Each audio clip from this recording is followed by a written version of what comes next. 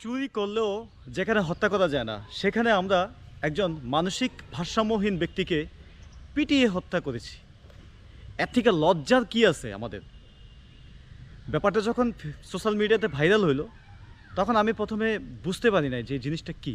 পরে যখন ভিডিও দেখলাম যে আমাদের ঢাকা ইউনিভার্সিটির কিছু মেধাবী ভাই, কিছু মেধাবী সন্তান, তারা একজন মানসিক ভারসাম্যহীন ব্যক্তিকে চোর সন্দেহে ৩০-৩৫ হাজার টাকার মালামাল চুরি হয়েছে, সেই চোর সন্দেহে তাকে ভাত খাইয়ে খুব আদর যত্ন করে তারপর পিটায় মাইরা ফেলছে। ব্যাপারটা কতটা অ্যাগ্রেসিভ হইলে, কতটা বিবেকহীন হইলে এই ধরনের একটা কার্যকলাপ মানুষ করতে পারে আমার মাথায় আসে না।